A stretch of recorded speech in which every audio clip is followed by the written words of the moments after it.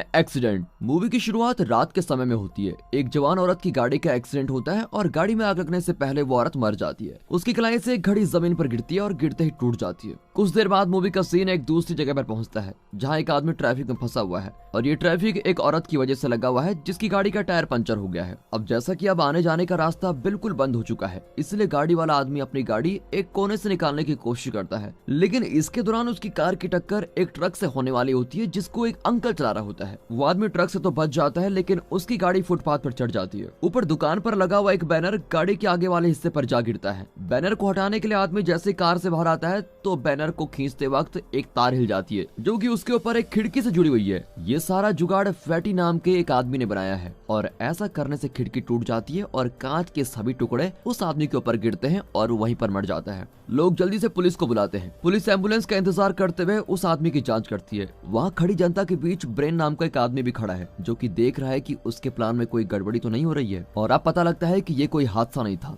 ये तो सोची समझी प्लान करके की गई एक हत्या थी। सारा प्लान ब्रेन और उसकी टीम ने बनाया था और प्लान को इतनी होशियारी से बनाया गया है कि किसी को लगे ना कि ये हत्या है और सभी को यही लगे कि सिर्फ ये एक एक्सीडेंट है। पुलिस वाले उस औरत की गाड़ी को धक्का मारकर उसकी मदद करते हैं जिसका टायर पंचर हो गया था। साथ ही ट्रक चलाने वाला अंकल भी वहाँ से निकल जाता है, लेकिन वो अपनी सिगरेट जमीन पर गिरा देता है। ब्रेन उस सिगरेट को गिरते हुए देख लेता है और उसको उठा भी लेता है क्योंकि वो नहीं चाहता कि अपराध करने वाली जगह पर कोई सबूत छूटे। इस सब के दौरान फैटी कार लगाने वाली एक जगह पर जाता है जहाँ वो गुब्बारों की मदद से कैमरे को ढक देता है। इसके बाद वो एक कार के पास जाता है और पैसों से भरा हुआ एक थैला उठा लेता है। ये पैसे उसी आदमी ने दिए हैं जिसने इनसे उस आदमी को मरवाया है। कुछ समय बाद दिखाते हैं तो वही टायर पंचर वाली कार की औरत जिसका नाम लिडिया है और उसके साथ अंकल भी अपनी खुफिया जगह पर पहुंचते हैं और टीवी पर ये सभी खबर सुन रहे होते हैं। जिस आदमी को मारा गया है वो बहुत बड़े गुंडों की गैंग का लीडर था और टीवी पर बताया जाता है कि ये एक एक्सीडेंट की वजह से हुआ है। अब लिडिया को भी पता चल जाता है कि अंकल ने सिगरेट वहाँ पर छोड़ दी है, इसलिए वो काफी टेंशन में होते हैं कि कहीं किसी को पता न लग जाए। लेकिन फैटी के आते ही अंकल झूठ बोलता है कि मैंने तो सिगरेट उठा ली थी। और इनकी ये सारी बातें ब्रेन अपने माइक्रोफोन से सुन रहा होता है जो कि उसने बहुत समय पहले कमरे में छुपाया हुआ था। इसलिए जब ब्रेन वापस आता है तो वो झूठ बोलने के लिए अंकल को डांटता है कि आप झूठ क्यों कह रहे हैं, आपने सिगरेट तो वहीं पर छोड़ दी थी।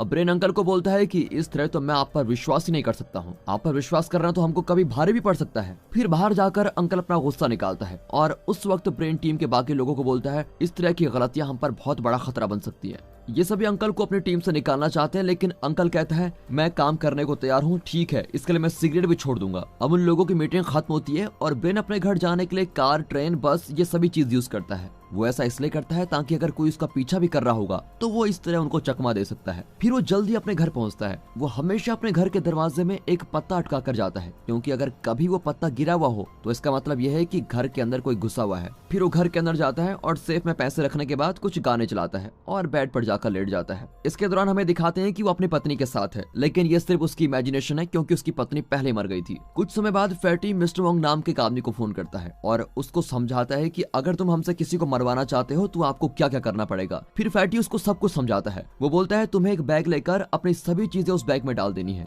उसके बाद तुम्हें पास वाली पुरानी बिल्डिंग में जाना है और उस बैग को लिफ्ट के बाहर छोड़कर छठी मंजिल पर जाना है। फिर फैटी बैग को उठाकर एक बस में चला जाता है जहाँ उसको ब्रेन मिलता है और दोनों बैठकर बैग में पड़ी सभी चीजों को साथ में देखते हैं। अब वोंग चाहता है कि ब्रेन की टीम उसके पापा को जान से मार दे जो कि चल फिर नहीं सकते और व्हील चेयर का इस्तेमाल करते हैं। पहले 2 दिन तो ब्रेन वोंग और उसके पापा पर नजर रखता है और उसके बाद टीम मिलकर आसपास की जगह की जांच करती है ताकि वोंग के पापा को मारने के लिए वो कोई अच्छा सा प्लान बना सके। उनके पास सबसे बढ़िया प्लान यही है कि वोंग के पापा को बिजली का झटका दे दे और अब वो उस बिजली का इस्तेमाल करने वाले हैं जो रोड पर चलने वाली छोटी ट्रेन के लिए इस्तेमाल की जाती है। आखिर में वो ये प्लान बनाते हैं कि हम एक तार को ट्रेन वाली बिजली के केबल में फंसाएंगे और वही तार वोंग के पापा को टच करेगी। हालांकि बिजली के झटके के लिए उनको ये सारा प्लान बारिश होते हुए और रात के समय ही करना पड़ेगा क्योंकि सभी को ये बिल्कुल नेचुरल लगना चाहिए। अब तार को बिजली की केबल पर फंसाने के लिए पूरी टीम बारिश के समय पतंग उड़ाना भी सीखती है और अब वो सभी उस दिन का इंतजार करते हैं जब बारिश होने की खबर आएगी। और आखिरकार जिस दिन बारिश होती है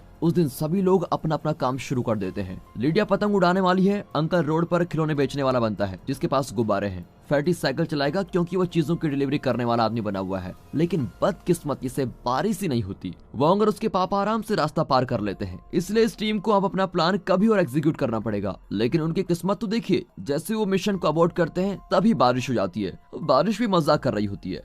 उसके बाद भी वो काफी बार वोंग के पापा को मारने की कोशिश करते हैं, लेकिन बार बार बारिश टाइम पर ही नहीं आती। एक रात इंतजार करते हुए लिडी और फैटी देखते हैं कि अंकल ने तो दोबारा सिगरेट पीना शुरू कर दिया है, जबकि उन्होंने वादा किया था कि वो सिगरेट नहीं पीएंगे। वो अंकल को डांटते हैं कि आपने कुछ दिन पहले तो बोला था कि मैं कभी सिगरेट नहीं पीऊंगा, लेकिन फिर पता चलता है कि अपने बीमारी की वजह से अंकल अपना वादा ही भूल चुके हैं, उनको भूलने की बीमारी लग गई है। फिर औरत और फैटी बोलते हैं कि हमें आज का मिशन कैंसिल कर देना चाहिए क्योंकि अंकल की तबीयत बहुत खराब लग रही है। लेकिन तभी वहाँ पर बारिश शुरू हो जाती है और जिस चीज का वो सभी इतने लंबे समय से इंतजार कर रहे थे, आखिरकार आज वो हो ही गई। वो इस मौके को हाथ से जाने नहीं देना चाहते और साथ ही अंकल भी बोल देता है कि बच्चों मेरी तबीयत बिल्कुल सही है। इसलिए ब्रेन भी बोल देता है कि प्लान के मुताबिक ही काम करो, अंकल बिल्कुल ठीक है। सबसे पहले तो लिडिया पतंग की मदद से तार को बिजली वाली केबल से उलझा देती है। इसके बाद अंकल का काम ये था कि वो गुब्बारों से सिक्योरिटी कैमरास को ढक दे, लेकिन अब क्योंकि अंकल को भूलने की बीमारी लग गई है, इसलिए अंकल ऐसा करना भूल जाता है। ब्रेन फैटी को बोलता है अभी अंधेरा है और साथ ही बारिश भी हो रही है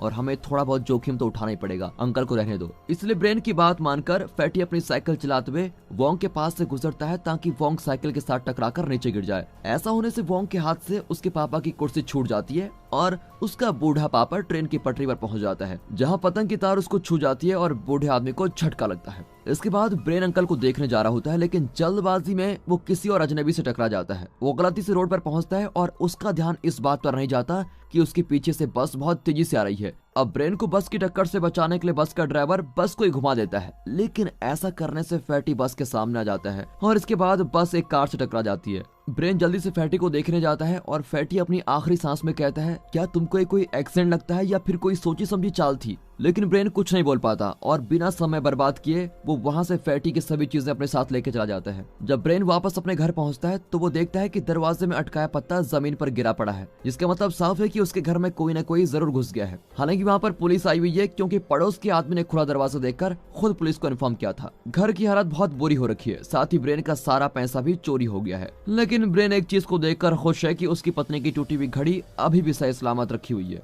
जाने से पहले पुलिस वाले बताते हैं कि बिल्डिंग के और भी घरों में चोरी हुई है, लेकिन ब्रेन को पूरा विश्वास है कि ये कोई हादसा नहीं है, कोई उसकी पूरी टीम को मारने की कोशिश कर रहा है। ब्रेन इस बारे में अब काफी ज्यादा सोचता है और वो अपने फोन के सिम को भी निकाल देता है ताकि कोई उसका पीछा न करे। लिडिया ब्रेन को काफी बार फोन करती है, लेकिन फोन तो अब लगेगा नहीं। इसके बाद ब्रेन किसी और घर में जाकर रहने लगता है, जो कि उसने ऐसे ही किसी इमरजेंसी के लिए बनाया था। टीवी पर दिखाते हैं कि बस की टक्कर एक एक्सीडेंट था और बस का ड्राइवर अभी भी बेहोश पड़ा हुआ है। अगले दिन एक खाली बिल्डिंग से ब्रेन आसपास नजर रखने लगता है। उसको अंकल देखते हैं जो अभी भी वहाँ पर गुब्बारे लेकर बैठे हुए हैं। अंकल को ये भी नहीं पता कि वोंग के पापा की हत्या हो गई है, इसलिए वो अभी भी खिलौने बेच रहा है। अब वोंग को दिखाते हैं तो वो एक इंश्योरेंस कंपनी में जाता है और चैन नाम के एक एजेंट से मिलता है। दोनों के बीच किसी बात को लेकर काफी ज्यादा बहस भी होती है, जिसकी वजह से वोंग रोने भी लगता है और चैन भी गंभीर दिखते हुए किसी को फोन करता है। इसके बाद ब्रेन किसी छोटी सी जगह में दोपहर का खाना खाने के लिए जाता है। तभी वहाँ पर उसकी टीम से लिडिया आती है। वो बोलती है मुझे बहुत चिंता हो रही है, लेकिन ब्रेन उससे बात करने से मना कर देता है और उसके कुछ ज्यादा बोलने से पहले ही बाहर चला जाता है। शाम के समय दिखाते हैं तो ब्रेन अंकल से मिलने जाता है, जो कि आजकल बहुत दवाइयां ले रहा है। वो अंकल को बताता है कि हमारा प्लान खराब हो चुका है, लेकिन लगता है कि अंकल तो ब्रेन को भी भूल गए हैं। अगले सुबह ब्रेन अंकल को अपने घर लेके जाता है और अंकल को बार बार दवाई खाने से मना भी करता है। अंकल बोलता है मुझे कुछ समझ में नहीं आ रहा कि कब से मैं चीजों को इतना ज्यादा भूलने लगा हूँ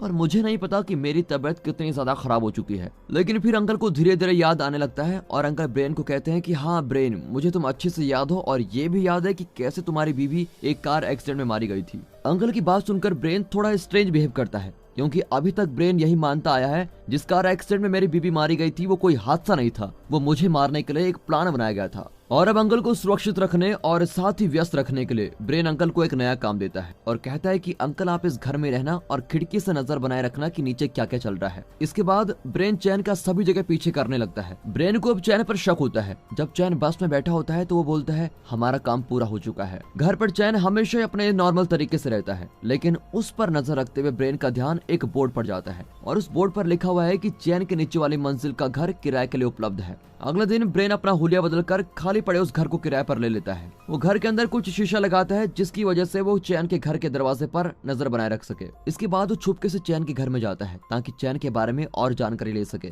सबसे पहले तो कोई सबूत ढूंढने के लिए सभी चीजों को गौर करता है, लेकिन उसको कुछ भी नहीं मिलता। इसके बाद वो कुछ माइक्रोफोन्स घर में सेट कर देता है और वापस आकर अपने घर की छत पर चैन के घर का फ्लोर मैप बनाता है। और अब ऐसा करके ब्रेन चैन पर बहुत ज्यादा ध्यान रखने लग गया है। उसकी सभी बातें वो सुनता है और बातों को अपनी डायरी में भी लिख देता है। वो किसी से ना ही फालतू बात करता है, है सिर्फ अंकल के अलावा। अंकल एक इकलौता इंसान है जिससे आजकल ब्रेन बातचीत कर लेता है, वो भी इसलिए क्योंकि अंकल को भूलने की बीमारी है और अंकल बार बार उसको फोन कर देते हैं। जब भी चैन अपने काम के लिए निकलता है तो ब्रेन उसका पीछा करता ही रहता है और ऑफिस के समय भी चैन उस पर नजर बनाए रखता है। एक सुबह वोंग और चैन के बीच दोबारा बातचीत होती है और वोंग बहुत ही ज्यादा चिंता में दिख रहा होता है। चैन को फाइल देने से मना करने के बाद वोंग गाड़ी पार्क करने वाली जगह पर जाता है और ब्रेन की टीम को देने वाले पैसे एक गाड़ी में छोड़ देता है। लेकिन ब्रेन हैरान हो जाता है जब वो देखता है कि कैमरे को पहले से गुब्बारे से ढका हुआ है। वो थोड़ी देर इंतजार करने का तय करता है और वहाँ पर लिडिया आती है और पैसों से भरा थैला उठा ले जाती है। फिर लिडिया के अपने कार में जाने के बाद ब्रेन उसको फोन करता है। वो बताती है पैसे इकट्ठा करने की जिम्मेदारी अब मुझे दे दी गई है। फैटी ने मुझे इस बारे में पहले ही अच्छे से समझा दिया था। लेकिन ब्रेन इस बात का विश्वास करने को तैयार नहीं होता और बोलता है कि फैटी तुम्हें कभी कुछ नहीं बताता क्योंकि हम दोनों के बीच डील हुई थी। तुमने जरूर फैटी का पीछा किया होगा और वहाँ से सारी इन्फॉर्मेशन निकाली होगी और मुझे तो लगता है कि तुम ही फैटी की मौत के पीछे हो। वो पूछता है कि बस क्रैश में किसका हाथ था, मुझे सच सच बता दो। जिसके जवाब में लिडिया बोलती है, अरे तुम तो बिल्कुल पागल ही हो गए हो, मेरी बात मानो, वो सच में एक एक्सीडेंट था। लेकिन ब्रेन उसकी बात ही नहीं सुनता और उसको जान से मारने का तय करता है। फिर ब्रेन आग बुझाने वाले उस पाइप का बटन दबाता है। पानी के बहाव से उसका नल गिरता है और सीधे लिडिया के सर पर जोर से लगता है। फिर आराम से अपनी उंगलियों के निशान साफ करने के बाद ब्रेन देखता है कि लिडिया तो सच में मर गई है। इसके बाद पैसों वाला थैला वो अपने साथ लेके जाता है। अब बिल्डिंग से बाहर जाते हुए वो देखता है कि वोंग ऊपर से जमीन पर गिर गया है और तभी मर जाता है। अब तो ब्रेन चैन पर और भी ज्यादा शक करने लगा है क्योंकि उसको लगता है कि वोंग को भी चैन नहीं मारा है। अब ब्रेन उसकी हर बात सुनने की कोशिश करता है और उसके कदम कदम पर नजर बनाए रखा है। एक शाम वो सुनता है कि चैन किसी को बोल रहा है, ओल्ड अंकल। वो आदमी किसी बिल्डिंग की दूसरी मंजिल से नीचे गिर गया था। अब रात के समय दिखाते हैं तो चैन और उसकी गर्लफ्रेंड बेड पर सोते हैं। ब्रेन को उनकी बातें सुननी पड़ती है और ये देखकर ब्रेन को अपनी पत्नी की याद आ जाती है। कुछ और दिनों बाद ब्रेन सुनता है कि चैन वोंग के बारे में अपनी माँ से बात कर रहा है। अब ब्रेन को पता लगता है कि वोंग अपनी जान देने से पहले चैन से मिला था ताकि अपने पापा के मरने का सर्टिफिकेट वो चैन को दे सके। लेकिन उस समय वोंग थोड़ा अजीब व्यवहार कर रहा था क्योंकि वो बार बार सॉरी बोल रहा था। चैन अपनी माँ को कॉल पर बताता है कि किसी आदमी ने वोंग को छत पर जाते हुए देखा था। मुझे बहुत बुरा लग रहा है कि मैं उसकी मदद नहीं कर पाया, मुझे वोंग को रोकना चाहिए था। कुछ दिन और गुजर जाते हैं और ज्यादा कुछ खास नहीं होता। अब दिन के समय उसे अंकल का फोन आता है जिसमें अंकल उससे मदद मांग रहा होता है। ब्रेन जल्दी से उसको देखने के लिए जाता है लेकिन जब तक वो वहाँ पर पहुँचता है तो वो बहुत लेट हो जाता है। अंकल ऊपर कहीं से गिरकर नीचे पड़े हुए हैं और उनसे बहुत खून बह रहा होता है लेकिन वो अभी भी जिंदा है। वहाँ पुलिस वाले एक खुली खिड़की की जांच कर रहे होते हैं। ब्रेन को चैन की बात याद आती है जब वो किसी से ओल्ड अंकल और दूसरी मंजिल से नीचे गिरने वाली बात बोल रहा था। तो अब ब्रेन को विश्वास हो ही जाता है कि इन सब चीजों के पीछे चैन का ही हाथ है। वो वापस अपने घर जाता है और चैन की रिकॉर्डिंग से उसने जितने भी नोट्स बनाए होते हैं उन सभी को दीवार पर चिपकाता है। फिर उन सभी चीजों को बारीकी से समझने की कोशिश करता है। कुछ दिनों बाद दिखाते हैं तो चैन ब्रेन के घर का दरवाजा खटखटाता है। वो दरवाजे वाले छेद से चैन को देखता है और तय करता है कि मैं दरवाजा नहीं खोलूंगा तो चैन यहाँ से थोड़ी देर में चला जाएगा। इसके बाद वो ऊपर से आने वाली आवाजों को ध्यान से सुनता है। वो इस चीज में इतना मशरूफ हो जाता है कि उसका ध्यान ही नहीं जाता कि बाहर दरवाजे पर घर का मालिक आ रखा है। वो तो लगभग घर के अंदर घुसने वाला होता है। वो ब्रेन को कहता है कि तुम्हें जल्दी घर को खाली करना होगा। ब्रेन भी कहता है कि मैं जल्दी घर को खाली कर लूंगा लेकिन उससे पहले मुझे दीवारों पर लिखी सारी चीजें साफ करनी है, मुझे कुछ और दिनों का टाइम चाहिए। इसके बाद वो घर के मालिक पर नजर रखता है और देखता है कि चैन किसी जरूरी चीज के बारे में उससे बात कर रहा है। इसके बाद ब्रेन देखता है कि लोग उसकी खिड़की से अंदर झांक रहे हैं और ऊपर चैन के घर में लगाए हुए माइक्रोफोन से भी आवाज आती है जिसमें बोला जा रहा होता है, ये देखो हमें एक और मिल गया। और फिर सभी माइक्रोफोन्स निकाले जाते हैं। ब्रेन डर जाता है कि अब तो मैं पकड़े जाने वाला हूँ, इसलिए वो घर से भाग जाता है और बाहर जाते हुए वो चैन से टकरा जाता है। लेकिन चैन तो उसको पहचानता नहीं और वो सॉरी बोलकर चला जाता है। लेकिन ब्रेन अभी भी बदले की आग में घूम रहा है और चैन को मारने के लिए एक प्लान बनाता है। उसका प्लान यह है कि वो सनरेज को रिफ्लेक्शन के जरिए कार ड्राइवर की आंखों में डालेगा जिससे वो कार चलाने वाला आदमी अपनी गाड़ी चैन के ऊपर चढ़ा देगा। हालांकि अपने प्लान की तैयारी करते हुए ब्रेन को अंकल का फोन आता है। वो कहते हैं कि बेटा मैंने बहुत सारी दवाइयां खा ली थी और मैं होश में नहीं था इसलिए खिड़की से कूद गया था। तभी टीवी पर उस बस ड्राइवर का इंटरव्यू लिया जाता है जिसने फैटी को ठोका था और आखिरकार वो अपने होश में आ गया है और सभी को बताता है कि एक्सीडेंट कैसे हुआ था। पता लगता है कि यह सच में एक हादसा ही था, किसी ने इसको प्लान नहीं किया था। यह हादसा अंकल की वजह से हुआ था क्योंकि जब अंकल खिलौने बेचने वाला बना था तब उसने कुछ बॉल्स गिरा दिए थे और इस समय चैन का कोई हाथ नहीं है। और वोंग ने अपनी जान इसलिए दी क्योंकि अपने पापा को मरवाने जैसे बड़े अपराध के लिए वो बहुत ही ज्यादा शर्मिंदा हो गया था। और अब ब्रेन को भी लगता है कि मैं गलत था और चैन सही है। और ब्रेन की किस्मत भी सही होती है तभी सूर्य ग्रहण लग जाता है और सूरज की रोशनी बहुत कम हो जाती है और चैन का एक्सीडेंट होने से बच जाता है। हालांकि जब सूरज दोबारा बाहर आता है तो किसी दूसरी कार पर रोशनी पड़ती है और ब्रेन भागते हुए चैन को रोकने के लिए जाता है। चैन ब्रेन को भी पहचान लेता है, लेकिन ब्रेन सूरज की रोशनी को उस गाड़ी पर टकराने से नहीं रोक पाता और वो चैन को तो बचा लेता है, लेकिन वो गाड़ी चैन की पत्नी को जान से मार डालती है। कुछ समय बाद ब्रेन अपने घर की साफ सफाई करता है ताकि वो घर खाली कर सके। घर से बाहर जाते हुए ब्रेन को चैन मिलता है और वो ब्रेन पर चाकू मार डालता है और पूछता है, तुमने मेरे साथ ऐसा क्यों किया? ब्रेन कुछ नहीं कहता और खिड़की से बाहर देखते हुए मर जाता है और सोचता है कि आखिरकार मैं अपनी मरी हुई पत्नी से मिलने वाला हूँ। और दोस्तों, इसी के साथ ये मूवी यहाँ पर खत्म होती है।